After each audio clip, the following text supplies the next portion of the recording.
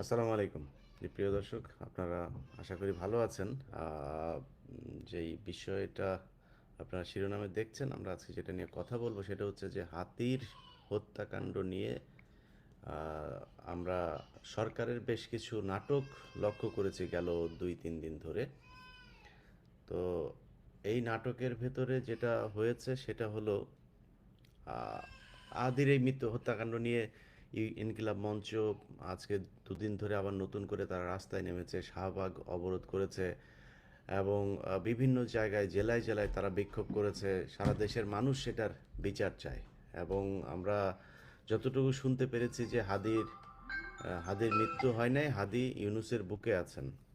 তো ইউনূস হাদিকে বুকের ভেতরে নিয়ে তারপরে ইউনূস এখন পর্যন্ত তাদের ধরতে পারেন না।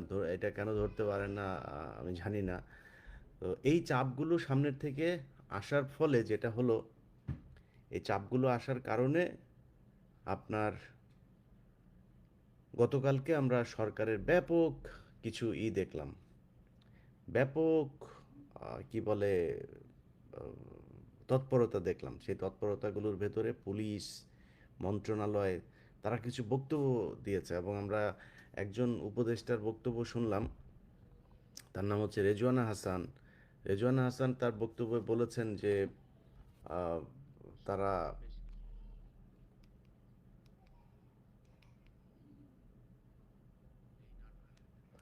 রেজওয়ানা হাসান বলেছেন যে তারা ভারত নাকি তাদেরকে বলেছেন সরকারকে যে আসামিকে ধরতে, তারপরে সরকারকে সহায়তা করবে ভারত।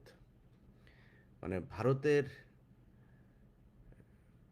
কে বলেছে ওনাকে যে ভারতে সে আসামিরা আছেন, কোথায় আছেন? মানে সহায়তা মানে কি? ভারত কেন সহায়তা করবে? তার মানে আসামিরা ভারতে চলে গিয়েছেন, এটা এই ডিজিএফআইয়ের যেই বয়ান, সেই ডিজিএফআইয়ের বয়ান অনুযায়ী এটা সরকার নিশ্চিত হয়েছে যে ভারতে চলে গিয়েছে। যদি ভারতে যেয়ে থাকে তাহলে তো এটা ভারতের সহায়তার কিছু না, ভারত আমার আসামি পাঠায় দেবে।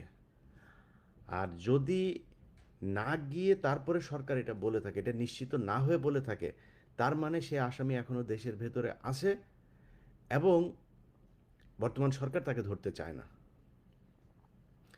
যদি মনে করেন যেও থাকে, আমরা ধরে নিলাম, তাহলে গেল কিভাবে?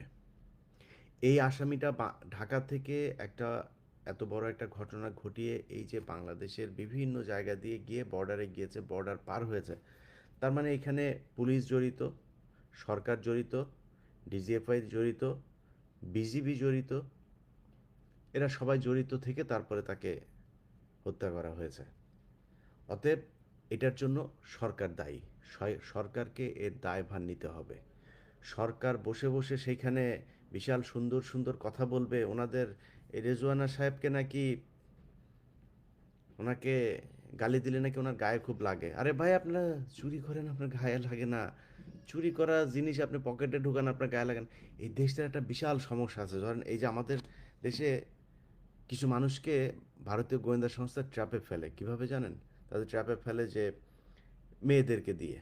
আচ্ছা, মেয়েদেরকে দিয়ে এটা যদি ধরা পড়ে তাহলে বিশাল সমস্যা। এই সমস্যা থেকে বের হয়ে আসতে হবে। ভাই, আপনি পলিটিক্স করেন, আপনি কোনো মেয়ের সাথে কিছু করেছেন, আমরা এটা স্বাভাবিকভাবে নিব, আপনি টেনশন করেন না। এই যে আমেরিকার ট্রাম্প প্রেসিডেন্ট ট্রাম্প, তার নামে আপনার এইখানে বিভিন্ন ভিডিও ইউটিউবে সার্চ দেবেন, আপনি ভিডিও টিডিও আছে। এই যে যারা কিনা বাজে যেসব আপনার মানে নানান ধরনের এগুলি আপনারা দেখেছেন যে সেসব ফুটেজ টুটেজ কী কী আছে, ইউটিউবে সার্চ দিয়েন। তাদের নানান ধরনের জায়গার মধ্যে হাত দিচ্ছেন। মানে প্রকাশ্যে জানে যে এখানে একজনের গার্লফ্রেন্ড ছিল, আরেকজনের তার নামে এখানে মামলাও হয়েছিল এই বিষয়গুলো নিয়ে। তো সবাই জানে সে কিন্তু প্রেসিডেন্টই আছেন। তার তার কি সে কি সে কি দুর্নীতি করেছে? সে কি এই দেশ বিক্রি করে দিয়েছে? সে কি কারো কাছে জিম্মি হতে হয়েছে? হতে হয় নাই। ভাই, আপনি যতটুকু, এখানে কেউ হজরত উমর হইতে আসেন নাই, হনও নাই। হজরত উমর হয়ে কেউ এখানে ক্ষমতায় আসেনও নাই। যতটুকু আপনার আছে, যতটুকু আপনার সামর্থ্য আছে, ততটুকু আপনি কাজে লাগান। আপনার যে সমস্যা আছে সেটা বলেন যে ভাই আমার এতটুকু, আমি এতটুকু করি। এতটুকু খারাপ কাজ করি, এতটুকু আমি আমার চরিত্র এইটুকু। আপনার বিশাল কিছু হইতে বলে নাই, খালি দেশটারে বিক্রি করে দিয়ে না, মিনিমাম ন্যূনতম জায়গা পর্যন্ত থাকেন, বাকিটা নিজের করেন। এখন সবাই চায় কি, আমি হইলাম গিয়া বাংলাদেশের সবচাইতে সৎ মানুষ, আমার চাইতে সৎ আর কেউ নেই, আমি হইলাম গিয়ে ভাই আমি আমার কথা বলি, আমি পৃথিবীর সবচেয়ে সৎ মানুষ না, আমি বিশাল আকারের ফেরেস্তা না, আমার জীবনে আমি পাপ করি, আমার জীবনেও সমস্যা আছে। আমি অনেকবারই এই কথাটা বলেছি, আমি এখন মারা গেলে গ্যারান্টি দিয়ে আল্লাহর কাছে দাবি করতে পারবো না যে আল্লাহ আমার বেহেশত দেন, এত ভালো কাজ করি নাই। বাট চেষ্টা করেছি ভালো কাজ করার জন্য, কতটুকু করতে পেরেছি সেটা জানি না।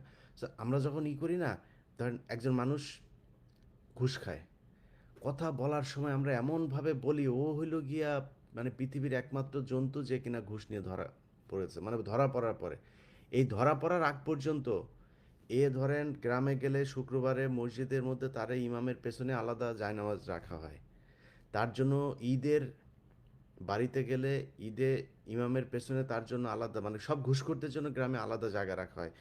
ওই এলজিইডির ইঞ্জিনিয়ার, তারপরে পুলিশের এসপি, তারপরে সেনাবাহিনীর মেজর সাহেব, তারপরে আপনার ওই ডেস্কোর ইঞ্জিনিয়ার, এরকম সব চোরগুলো যেগুলো বড় বড় পয়সা আছে, এরপরে নামাজ হবে, নামাজ হওয়ার পরে খুতবা শেষ হওয়ার পরে তারপরে টাকা উঠাবে, হ্যাঁ ওই যে ইঞ্জিনিয়ার উনি সাহেব দিয়েছেন 1 লাখ টাকা, তুই বেটা বেতন পাস 60,000 টাকা, তুই 1 লাখ টাকা দিলি কোত্থেকে?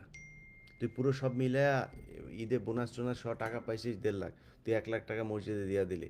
তো সবাই জানে যে সে যে ঘুষ খায়, কিন্তু ওই যে ধরা পড়ে নাই সে ভালো মানুষ। এই জায়গা থেকে বেরোইতে হবে ভাই, আমাদের হানি ট্র্যাপ মানি ট্র্যাপের এই সমস্যা আর থাকবে না ভাই, যে যতটুকু ভালো অতটুকুই বলেন, কোনো সমস্যা নেই। এখন ওনাদেরকে এই গালি দিলে ওনাদের গায়ে খুব লাগে গেছে, ওনারা যে পুরো বিপ্লবটারে যে ধ্বংস করে দিল এটাতে কোনো সমস্যা নাই, চুরি করে বাটপারি করে লুটপাট সব কিছু করেছে গেল 1.5 বছরে, কোনো সমস্যা হয় নাই। যদি আসলেই ভালো হইতে চান তাহলে ভালো কাজ করতে হবে, ভালো কাজ করবেন না আবার ভালো হয়ে ভাবসাব নিয়ে তারপরে ঘুরবেন, ভাই এত ভাব মারার কিছু নাই। এখানে যদি মনে করে থাকেন যে ডক্টর ইউনূস সারা জীবন ক্ষমতায় থাকবে আর আপনারা এরকম দাপট দেখাবেন, যেই দাপট আপনারা দেখাইছেন এই দাপট আওয়ামী লীগ সরকারও দেখাইতে পারেনি আমাদের সাথে। এই যে আজকে বিএনপি সামনে যদি ক্ষমতায় আসে বা জামাত যদি ক্ষমতায় আসে, তাহলে যেই যেই সমস্যা ফেস করবে এটা আপনাদের জন্য ফেস করবে। আওয়ামী লীগের এই বিএনপি, জামাত, এনসিপি বা অন্যান্য কেউ যারা যারা এই দেশে চাঁদাবাজি করেছে, এই চাঁদাবাজির ক্ষেত্র তৈরি করে দিয়ে গিয়েছে এই ইউনূস সরকার। অতএব এটার জন্য তারা দায়ী, তারা এই গত 1.5 বছরের যে সময়টাতে তাদের যা করার কথা ছিল সেটা তারা করে নাই। ইভেন এখন হাদি মারা যাওয়ার পরে সারা দেশের মানুষ হাদির পক্ষে কথা বলছে, তারা হাদির খুনিকে ধরে না, তারা এরে ধরে ওরে ধরে। কালকে খবর বেরিয়েছে ওনার 2 সহযোগীকে ভারতে, মানে ভারতের সাথে বর্তমান সরকারের সম্পর্কটা কত গভীর আপনি একটু চিন্তা করেন। এই যে খলিল, ইউনূসের প্রধান সহযোগী খলিল, খলিল যেভাবে ভারতের মানে সাথে সে কাজ করছে, সে অজিত দোভালের সাথে বৈঠক টৈঠক ভারতে যায়, যেভাবে 2 দিন আগে গিয়া গোপনে কিছু বৈঠক করে, এই যে যেগুলো করেছে, এগুলোর পরে একটা জিনিস আমরা নিশ্চিত হয়েছি যে খলিল এখন ভারতের পেটের ভেতর ঢুকেছে এবং ভারত যেভাবে কথা বলছে, যা বলছে সেটাই সে শুনছে এবং সে যা বলছে সেটাও ভারত শুনছে। যেই কারণে ভারত ইউনূস সরকারকে বাঁচানোর জন্য তারা ওইখানে একটা নাটক করেছে যে দুজনকে ধরা হয়েছে সহযোগী। সহযোগী কিরে, যে মার্চে আমরা সবাই ভিডিও দেখেছি যে কে গুলি করেছে, তারে ধরতে হবে, তার সাথে যে মোটরসাইকেলে ছিল তারে ধরতে হবে। আমরা এই দুইজনের দেখতে চাই, আমরা সহযোগী মুগী এগুলি বইলাও প্রতিদিন নিউজ করায়, এই ডিজিএফআই এগুলি করায়, পত্রিকা বিভিন্ন পত্রিকাতে গিয়ে গিয়ে তারা নিউজ করায়, অমুক জায়গায় অমুকে সহযোগিতা করেছেন, অমুকে ছিলেন মাস্টার মাইন্ড, অমুক জায়গায় বসে বৈঠক হয়।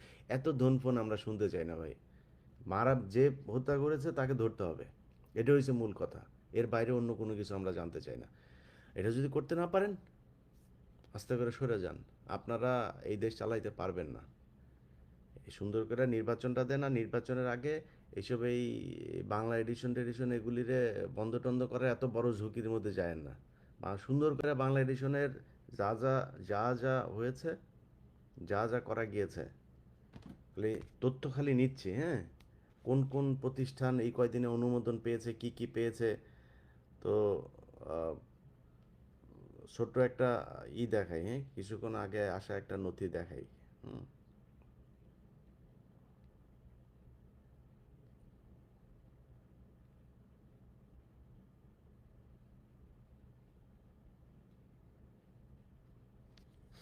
জান, এটা একটা একটা ছোট্ট জিনিস কিছুক্ষণ আগে পাইলাম তো।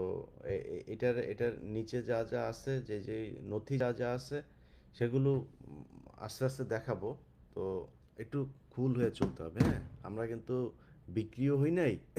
আমার ফেসবুক আর ইউটিউব আপনি বাংলাদেশে বন্ধ করে দিয়া আমাদেরকে একদম মেরে ফেলতে পারবেন না। তো আমাদের কাছে জিনিস চলে আসবে। আর ফেসবুক আর ইউটিউব তৈরি করতে আল্লাহর রহমতে 2 মাস সময় লাগবে, খুব বেশি সময় লাগবে না। আমাদের কথা শুনতেছে, আমাদের ফেসবুক বন্ধ করে দিয়া যত মানুষকে আমাদের ফেসবুকের পিছনে ছুটাইছেন, আপনারা ফেসবুক চালু রাইখাও অত মানুষে আপনাদের ফেসবুকে নিতে পারেন নাই।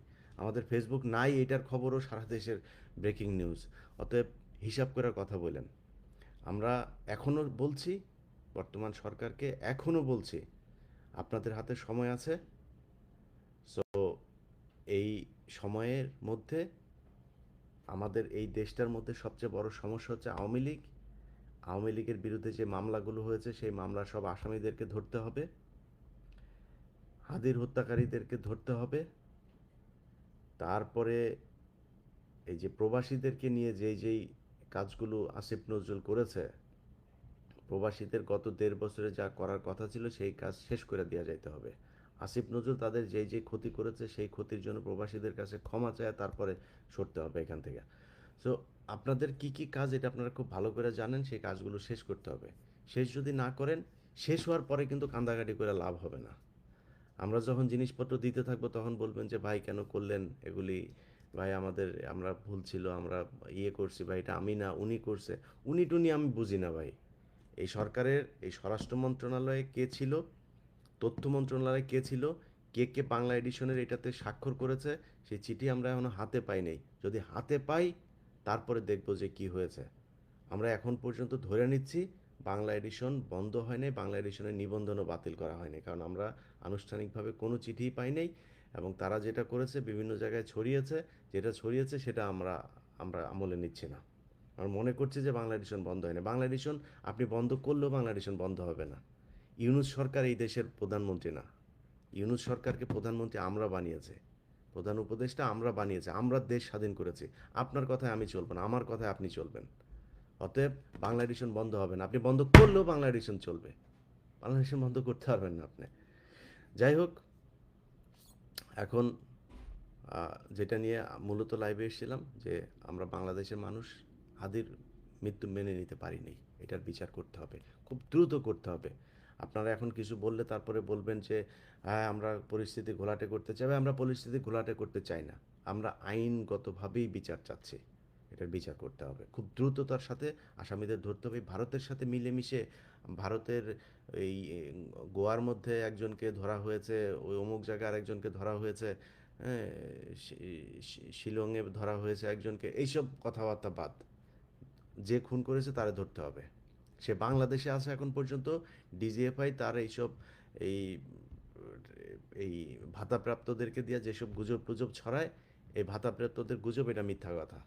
ডিজিএফআইয়ের খবর এটা ছড়ায়, মানুষকে বিভ্রান্ত করা হয়। তারা দেশে আছে, তাদের ধরতে হবে। ব্যাস, কথা পরিষ্কার। সবাই ভালো থাকেন। আমার যে পেজে আপনারা এখন লাইভটা দেখলেন, এটা আমার পেজ আপাতত আছে। এবং এই পেজটা বাংলাদেশে, যেহেতু আগের পেজটা তারা বাংলাদেশে বন্ধ রেখেছে, এই পেজটা আপনারা শেয়ার করে আপনাদের পরিচিত যারা আছে তাদেরকে জানিয়ে দেবেন যে অনেক ফেক পেজগুলো আমার নামে চালু হয়েছে, যে কারণে সেখান থেকে বাঁচার জন্য সবাইকে আপনারা অন্তত বলবেন যে এই পেজটা আমার। এই পেজের বাইরে অন্য পেজ আপাতত এই মুহূর্তে আমার কোনো পেজের সাথে আমি নাই। অন্য কোথায় কে কী বলছে, কে কী লিখছে, সেটা একমাত্র তাদের ব্যাপার। আর আগের যে পেজ ছিল সেই পেজটাও আনার জন্য আমরা কাজ চালাচ্ছি। আমি জানি না সেটা শেষ পর্যন্ত কতটুকু কী হবে। আপাতত এখানেই আছি।